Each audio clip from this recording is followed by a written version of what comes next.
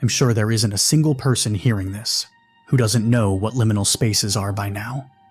But, just in case, the concept of liminal spaces relates to physical locations that are typically transitional in nature.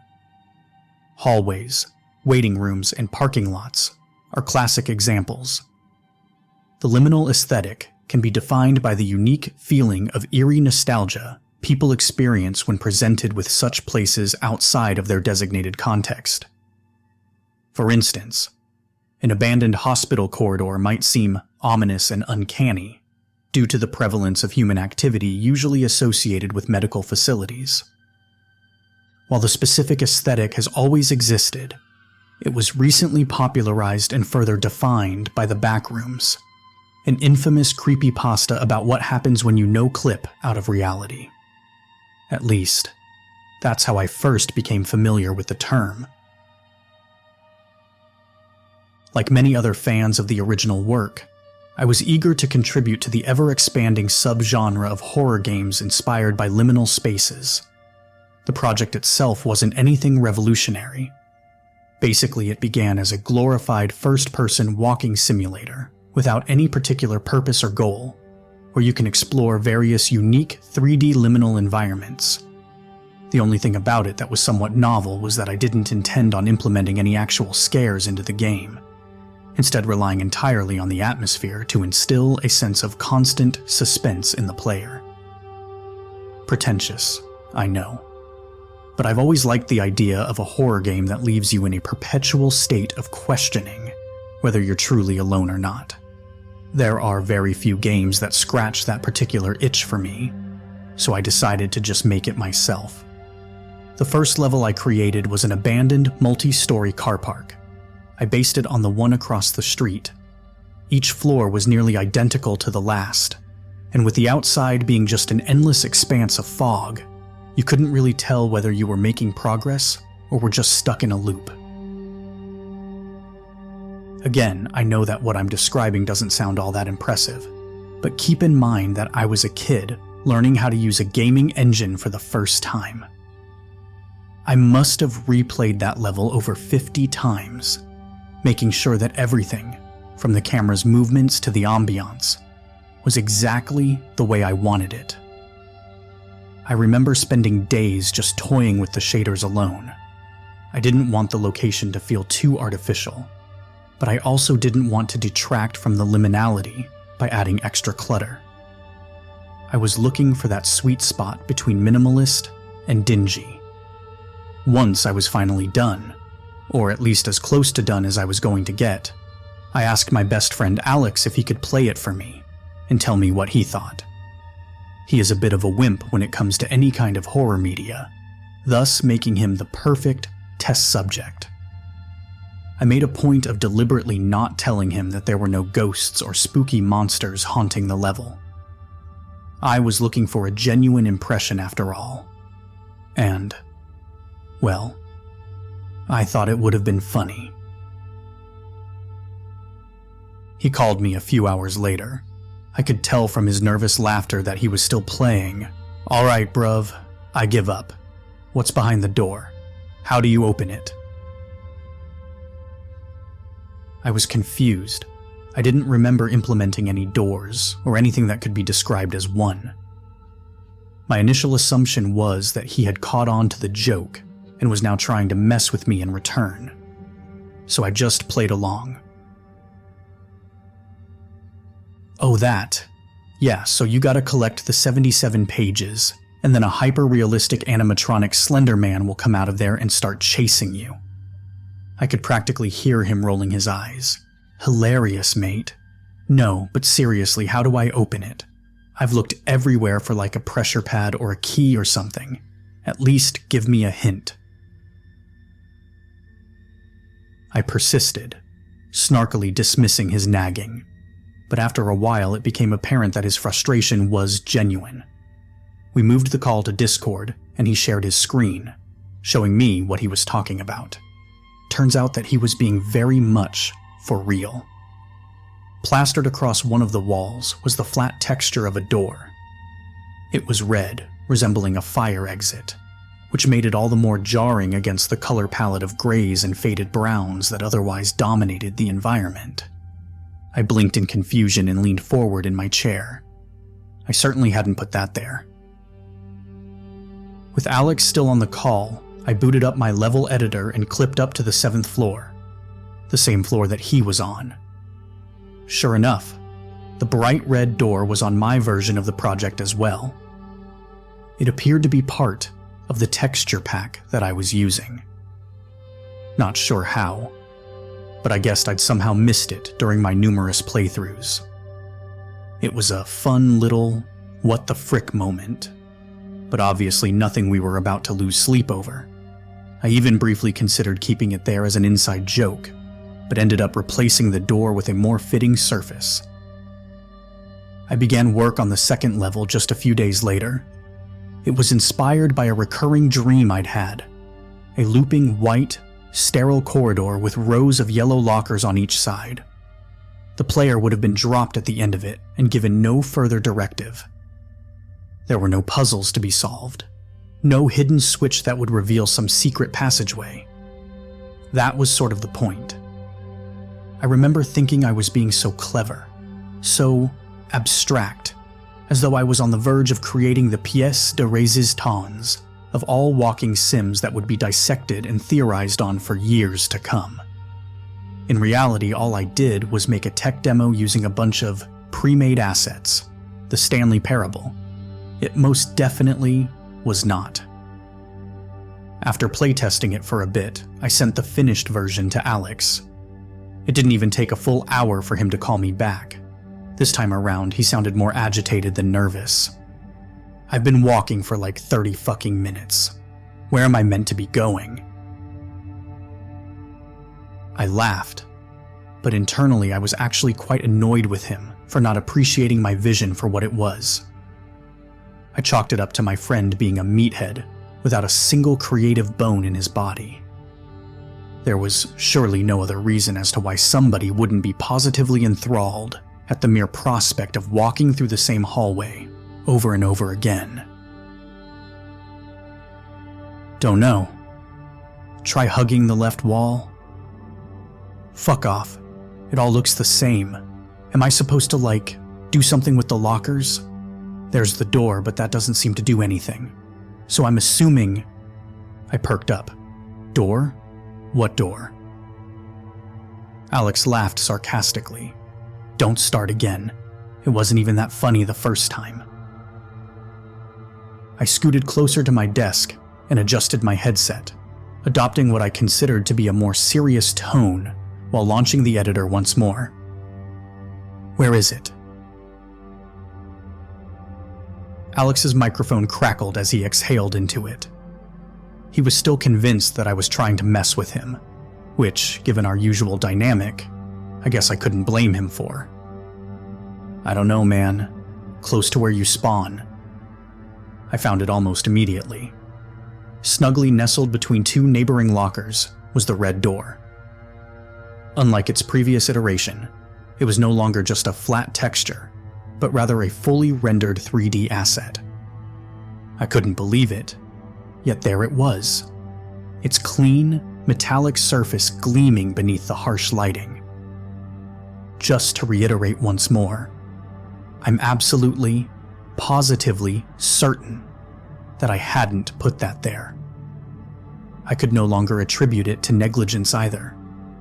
It's one thing to accidentally misplace a texture, but there was no way that I had somehow added an entirely new object to the game without realizing it. Of course, there was nothing actually behind the door, nor a way to open it as far as I could tell, but that didn't make the whole situation any less weird. The only other person that would have had access to my computer was my mom, but she doesn't even know how to work a browser, much less do something like this. Could a hacker be responsible? But why would somebody take the time to remotely edit my game and leave everything else on my PC untouched, just to freak me out? They were succeeding if that was the case. Once I managed to persuade Alex that this wasn't my idea of an elaborate prank, he was even more freaked out than I was. He went full creepypasta protagonist on me, saying that the game must have been haunted or something. Now, I like my Ben Drowned in Sonic.exe as much as the next kid that grew up in the 2010s, but it would have taken a lot more than that for me to consider the possibility of a spooky cyber ghost that gets off on putting random doors in people's games. We spent the rest of the evening talking in circles. In the end, we settled on the tried and true method of doing nothing. I vaguely remember mentioning something about having my operating system reinstalled, but I never got around to it. I already had a lot of things that I was dealing with at the time. I suppose you could say that this project was my means of escapism. It made me feel productive, like I was actually working towards something, however inconsequential.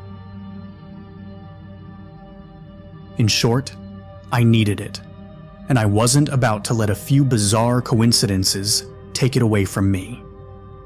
The third and last level that I ever worked on was my most ambitious yet. The way I envisioned it is kind of difficult to describe. I think it was inspired by an image I saw on Reddit. Imagine a large field, complete with rolling hills and broad valleys. But instead of grass, it's all covered by a green carpet. Pinned against the painted-on sky was a very obvious spotlight, which would have followed the player around, always shining directly at them whenever they would look up. The goal was to make it feel like you were stranded in this uncanny, poorly put-together mock reality that didn't even try to hide the fact that it was a set. It, as in whatever was messing with my game, didn't even wait for me to fully finish the level this time. I was still in the process of making sure that the camera didn't clip through the more uneven parts of the terrain. As I turned my point of view around, I saw it, the by now all too familiar red door, suspended in the middle of an untextured plain. It stood vertically on its own. There was nothing behind or around it. I would have probably been more unnerved had a part of me not subconsciously expected for it to eventually show up. In fact, I wasn't scared at all for some reason. Worse, I felt inexplicably drawn to it. My player character inched forth without my input. It was like I was in a cutscene. Soon enough, I was standing directly in front of that door, looking up at its imposingly tall frame. I had neither the option to step back nor approach any further. As I looked down at the fully rendered handle, a prompt appeared in semi-transparent white letters. Press E to open. I swallowed hard, and, desperate to sate this newfound sense of morbid curiosity, did as instructed. My screen went completely black, and then transitioned to solid red. Another prompt floated into view. Use WASD keys to move. I would have never realized that I could control my character again, had the game not expressly told me. Upon retreating a few steps, I realized that I had been standing up close to a wall, and in actuality I was in some kind of enclosed space. Every inch of it was painted in that same shade of solid, uniform red. Unless viewed from a specific angle, you couldn't really tell where one surface ended and another began. It was nausea-inducing. I tried pulling up the console menu. Nothing happened. I could neither exit nor minimize the game. Regardless of what combination of keys I attempted, it became increasingly clear that I was no longer in control. And yet I couldn't quite bring myself to press the power button on my PC. I had this inexplicable urge to uncover the secrets of this place. It was like some sort of primal impulse that was hardwired into my brain. This seemingly endless network of empty spaces was divided by walls and narrow passageways. Distinguishing one room from another was close to impossible. I felt like I was walking in circles, and that most likely was the case for a good while, until I stumbled into a room that actually had something in it. Placed on an equally red table was a can of silver spray paint. Immediately upon picking it up, I was prompted to press F on my keyboard to use it. A crudely drawn checkmark materialized on the surface I was facing. I now had the ability to mark off places that I've already explored, which, needless to say, proved immensely valuable. Armed with my new way of navigation, I now felt like I was making actual progress. The more I explored, the more I began to pick up on certain patterns. I realized that each section was comprised of a set number of cyclical layouts. For example, every 5th room was L-shaped, and every 10th room was H-shaped and connected to multiple corridors, 2 of which always looped back to the start of the sequence. It practically turned into a rhythm game. 1, 2, go left. 3, 4, go right. If the levels that I'd already created could be looked at as their own self-contained microcosms, then I suppose that this was their version of the backrooms, a maze of uniformly textured procedural spaces that, ironically, embodied the spirit of liminality even better than anything I could have consciously conceived. And then, finally, after what felt like hours, I entered a room that was quite unlike the previous ones. The oppressive red was replaced by beige wallpaper. It gave me this intense feeling of déjà vu, and still does whenever I think about it. Mounted onto the opposite wall was what looked like a flat-screen TV. There were no other exits apart from the one that I came in through. I seemed to have reached the end of the monochromatic labyrinth. Upon approaching the vertically placed monitor, I was promptly presented with 2 options. Press Y to meet your host, press N to go back. I paused for a moment and looked over at my phone. It was 4:45 a.m. I had already gone this far. No way I was backing down now. I briefly considered calling Alex, but thought better of it. Even if I did manage to wake him up, I would have then had to spend another hour trying to convince him that this wasn't my idea of a joke. No. I needed answers, and I needed them now. My finger hovered over the Y key. I took a deep, anxious breath and pressed it all the way down. The virtual TV came to life. White lines raced across its screen. At the center of a blank background appeared the still portrait of a man. The image was so low res that I could count the individual pixels that comprised it. What it lacked in detail, however, it made up for in expressiveness. The unfamiliar man's cartoonishly large frown dipped to the corners of his jaw, and his eyebrows were scrunched together in a peevish stare. It was like someone had taken the stock photo of a typical suburban dad and used the liquify filter to exaggerate his features. I nearly jumped out of my seat as a grainy and eerily upbeat voice suddenly emanated from my speakers. There had been virtually no audio cues thus far, which made it all the more jarring. Hello, guest 185. This is Henry. Henry is an introvert. Henry doesn't like having guests. What you see at the bottom of your screen is Henry's patience meter. There was now a green bar occupying the bottom of my POV. It was at 99%. You best get going. Henry is not a patient man. Use shift to sprint. After delivering its brief tutorial, the TV flickered and slumped down from its perch, crashing against the floor. I glanced down at the rapidly dwindling bar. 90%. The pressure was on. I was no longer questioning the logistics of what I was experiencing. I just knew that I had to find my way back, and quick. The logical part of my brain tried to reason with the rest of my body, assuring me that I was in no real danger. And yet there was no denying the pounding in my chest, or the cold beads of sweat rolling down my forehead. Using the shift key as instructed, I backtracked through the red corridors as swiftly as I could, applying the same methods I used before, but in reverse. I audibly sighed in relief whenever I came across a previously marked room, as it assured me that I was headed in the right direction.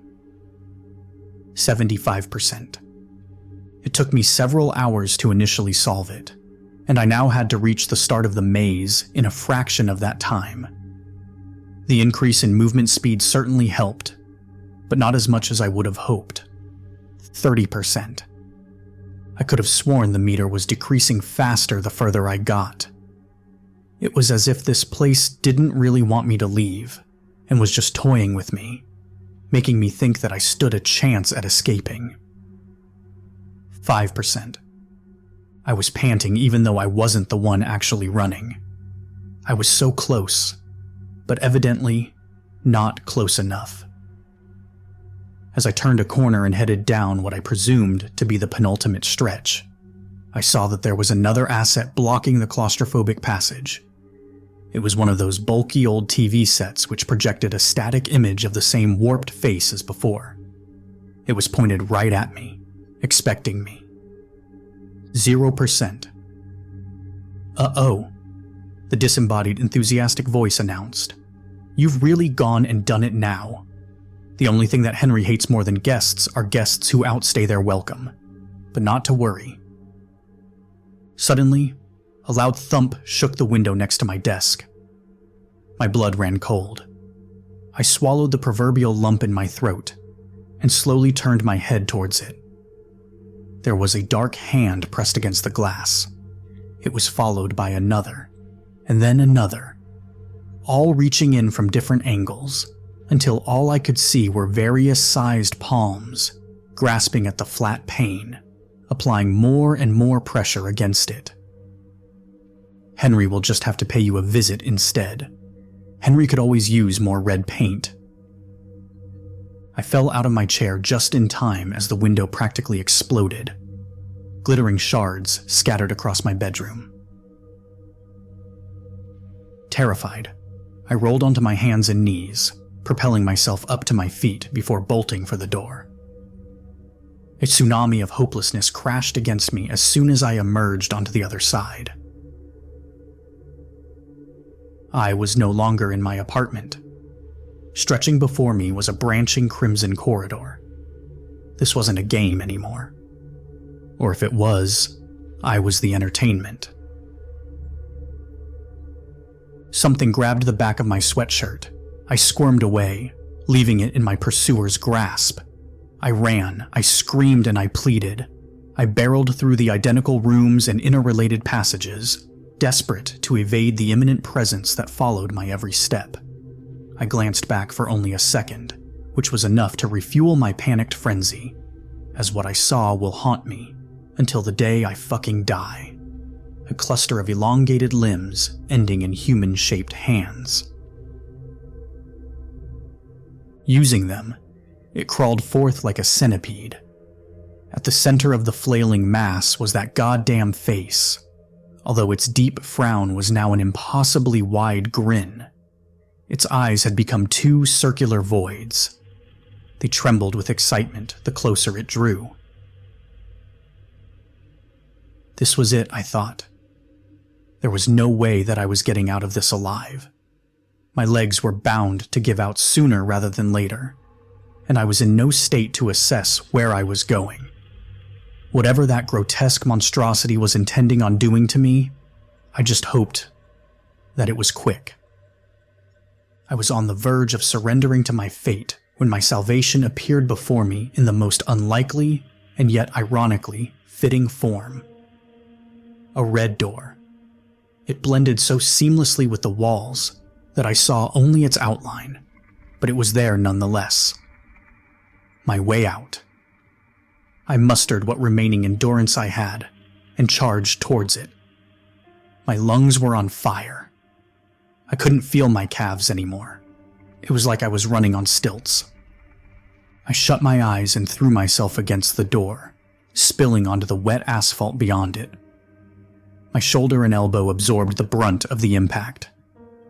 Thankfully, it wasn't my skull. Still high on adrenaline, I snapped my head back. The door was gone. There was only concrete stained with old graffiti. I rubbed my bleeding elbow and steadily rose back up, then looked around. I was in the abandoned car park across from my apartment complex, the one that I used as inspiration for the first level I ever created. The morning sun shone through the gap in the outer wall. I broke down crying then and there. It was over. Against all odds, I had somehow survived and made it home. It was too good to be true, and well, as it turns out, it was. I stepped out into a world that I quickly realized isn't my world. The differences are subtle, but they are there, chief among them being my own mother not knowing who the hell I am. She'd apparently never had a son. Alex threatened to call the cops on me after I repeatedly showed up at his school to try and talk to him. In his defense, if some random guy walked up to me and told me that they were my best friend from another timeline, I'd probably react the same. Things haven't been easy for me, as you can probably guess.